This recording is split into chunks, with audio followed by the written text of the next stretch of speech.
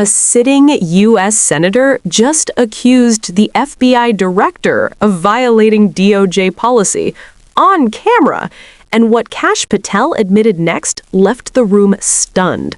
This exchange isn't just uncomfortable, it raises serious questions about power, precedent, and the presumption of innocence.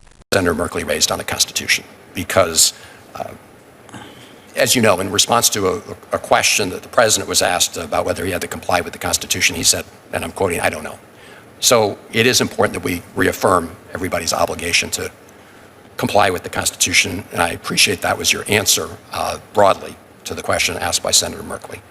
But you don't dispute the fact, and I'm quoting here from the Supreme Court opinion in Reno v. Flores, where Justice Scalia wrote, and I quote, "It is well established that the Fifth Amendment entitles aliens to due process of law in deportation proceedings," end of quote.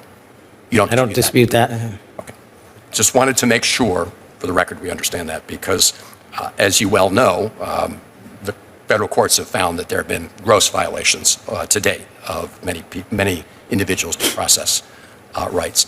Let me ask you a question about Judge Dugan, and I'm not going to get into about Judge Dugan, who was arrested, taken out in handcuffs from her courtroom.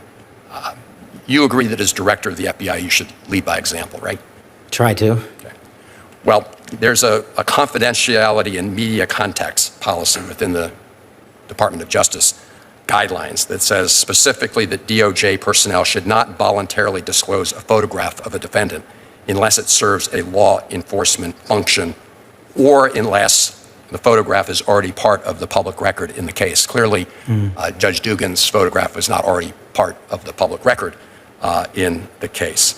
So it appears that what you did was a violation of that policy, unless you can express a clear law enforcement purpose for having done that. The simple law enforcement purpose is to show America that we investigate any individual who commits a crime, especially those in positions of public trust. But do you agree with the presumption of innocence in the U.S. system?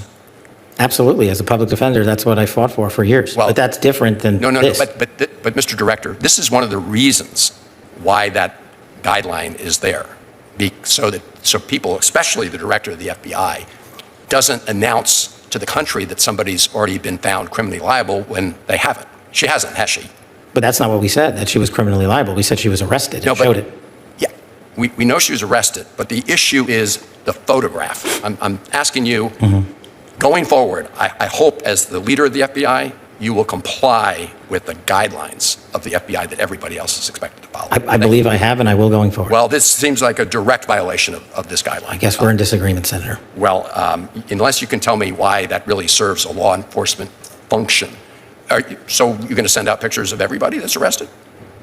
Lots of people that are arrested have pictures sent out. I'm asking you as director of the FBI, is that going to be your policy, just to start saying? No, we do it on a case-by-case basis. Yeah, well, the guidelines make clear that I think any normal interpretation of this suggests it's a violation. Look, we're a budget committee, an appropriations committee.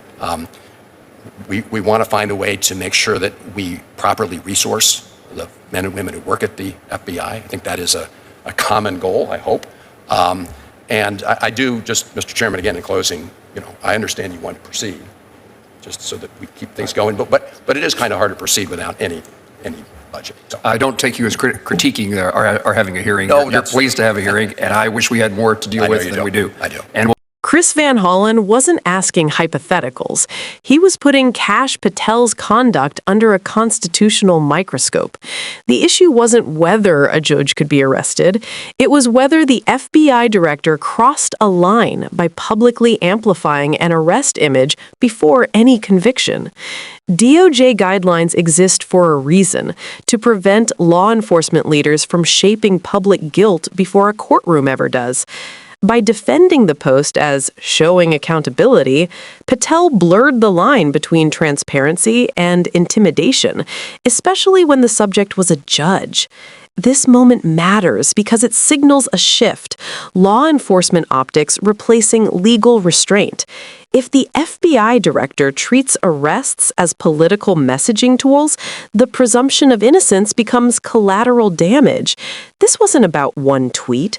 It was about whether the rules still apply, even at the very top.